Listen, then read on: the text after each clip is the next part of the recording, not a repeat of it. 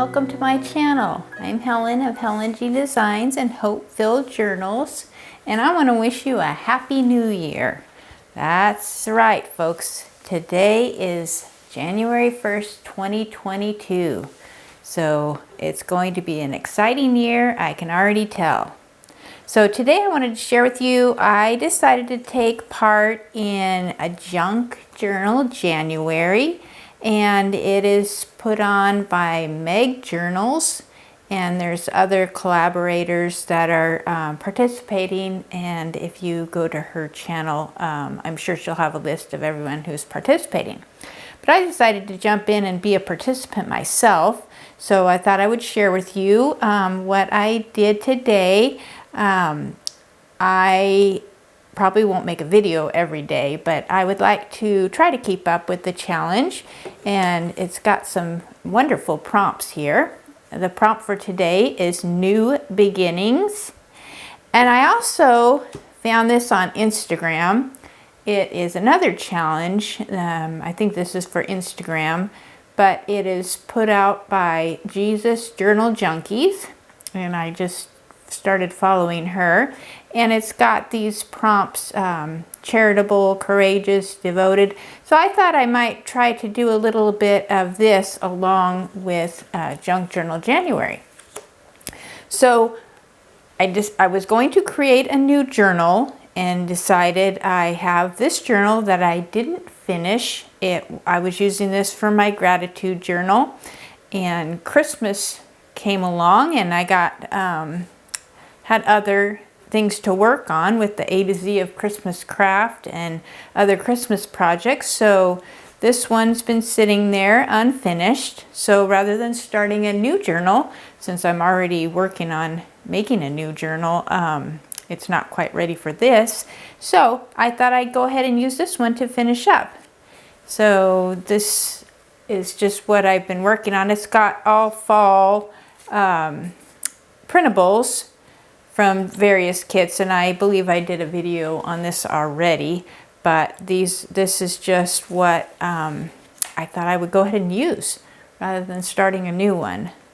I really like this journal. It's been a lot of fun making, so I figured why not add to it, and actually hopefully by the end of the month I'll actually have a completed journal. So this one's got all kinds of little pockets, tags, just various things. These were prompts put out by Rachel from Rachel and Bella Crafts, and she had various prompts for the day, each day of the month. Actually, she did this in October. I worked on this in November. So this is what I've done so far. So I thought, well, I can always cover up if I don't want the fall designs. I can always cover them up. So this one I haven't written on yet, but this is where I'm starting. This is what for the prompt for today, New Beginnings. So what I did is I stamped New Beginnings, and this is from, actually I usually save a little piece of my coffee filter each morning. Well, not every day, but some days when my stash is getting a little low, because I actually use these quite a bit. This is from a coffee filter, and what I do is I just tear off the top and toss obviously the coffee grounds away. But these are very useful for journals, so I did that.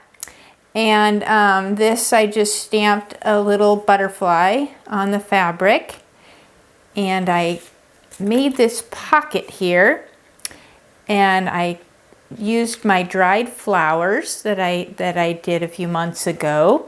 So I put, rather than putting the acetate over them, I used Mod Podge to give it, to kind of make it look more natural.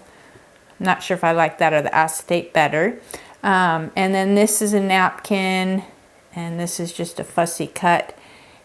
And it's a book page pocket, and actually I could put things in the side. It's got a little tuck spot here, or you can use it as a pocket here, which is what I'm doing. And then this, for charitable, I put, this is from the Bible, love your neighbor as yourself. So that's just a little reminder to me. And this tag I made with the collage, again with the napkins and interspersed with drawings. Actually, I guess I didn't draw on this one. I drew on that one. This is from a printable. And then on the back, I haven't filled it in yet. I'm going to use this to put my top 3 2022 goals. And just as a little reminder that it's a new year and new beginnings, a fresh start. I wrote down fresh start there. And I really enjoy doing collage like that.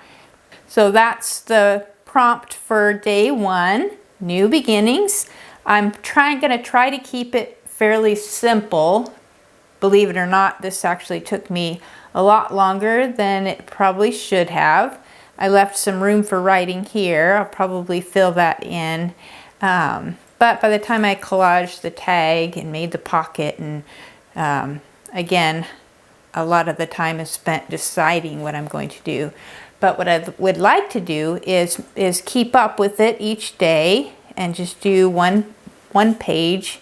This I made to use for writing when I write, to have a little board behind it. And I got the idea from,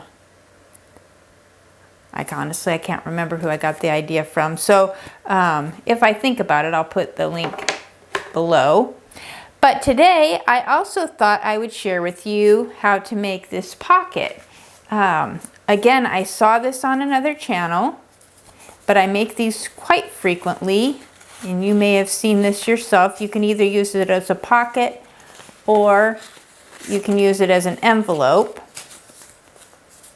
And so it's very versatile, but it's also very easy to make. So this is what I did for the pocket here, is I made it with a book page. And then I did my collaging and decorating. So I thought I'd just share with you how to make that. So I'm going to set this aside for now.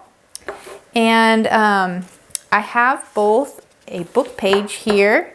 And this is a bigger book page because, as you can see, I wanted a little bit bigger pocket. You can make them whatever size you want. This is standard 8.5 by 11 paper.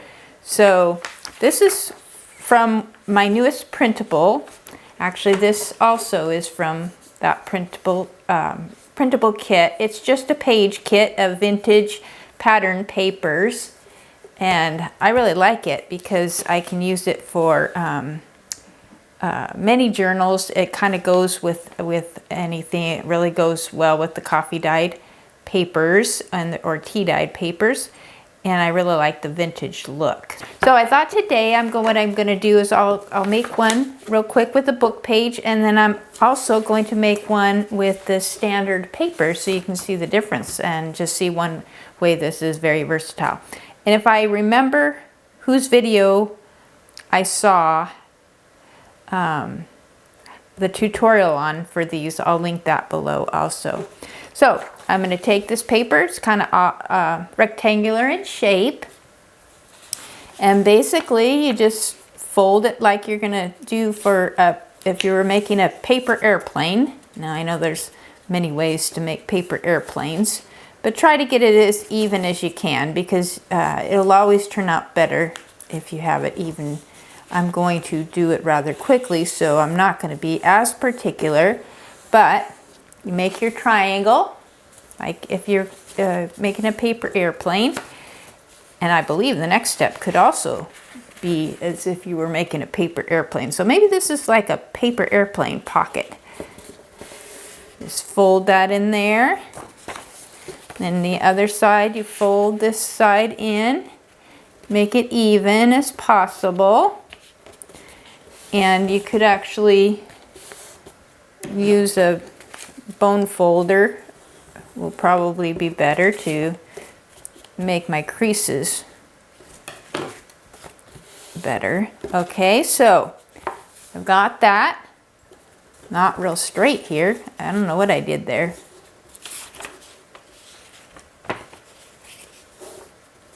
Well, that's ridiculous. This one's not going down much farther, but it's definitely not very straight. Maybe my book page isn't straight. Yeah, that's definitely uneven. Well, we'll see how it turns out. Okay, so I've got that, which is uneven there. And then I'm going to fold up. This is going to be tucked in, so I'm just going to fold a little bit up, maybe 1¼ inches, 1½ inches. It doesn't really matter, it just depends on what size you want your pocket to be. Now what I'm going to do is I'm going to fold this up because this is going to tuck in here. So I'm going to fold this up to the top of my rectangle here, just before the triangle. So I'm going to crease that there so I can tuck this part in. So basically all you do is you tuck it in to the top.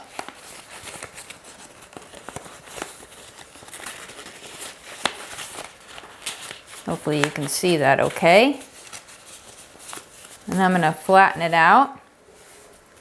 And now this triangle up here, it can be folded down to create an envelope. You can make some sort of little closure, Velcro, magnets, whatever you want. You can make a little closure there. And then you have your envelope. And it's also got openings on the side. Now it goes all the way through, but you could either sew it on one side if you wanted this to be a tuck spot, or you can use it to go, something to go all the way through. If you had something a little bit longer. Or you can just sew the whole thing or glue the whole thing and just make it an envelope. Now you can also tuck this down inside, which is what I did on my journal page, and I just made it a general pocket. So there you have that. Now I'll make one with the printable paper. Now this is very lightweight printer paper. I like the pockets to be rather thin. I don't like them to be too bulky in the journal. I always have enough bulk in my journals. And again, this is the same as I did with the book page. And I'm going to fold in each side.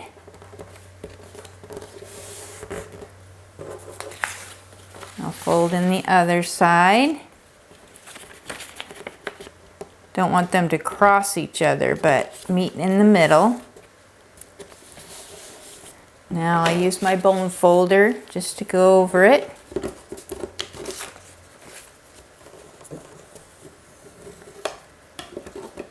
Okay. Now, this is the next step where I need to kind of figure out how long I want my pocket to be. So I'm just going to estimate just about how big I want my fold to be. And then this one goes up to the top, where that's going to fold in. Now this part I'm going to use my bone folder, kind of make everything nice and crisp. Now I'm just going to take this part and just tuck it in.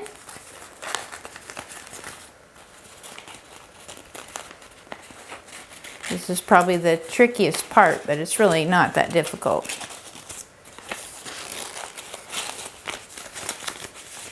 There you have a nice clean pocket or envelope.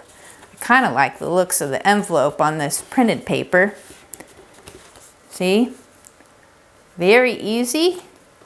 Very clean. So there you have it. Little pocket slash envelope. Very fun to make. And then you can decorate it up however you want. Like I did in my page here. For my new beginnings for January 1st. So I want to thank you for watching, and I hope that you will join in on the challenge for Junk Journal January. And if you're interested in this setting spiritual goals, if you are interested in that, to go in your journal. Basically, I'm going to use a Bible verse each day to kind of go with my pages. But thanks for watching. I hope you have a happy new year and happy journaling and happy crafting. Talk to you later.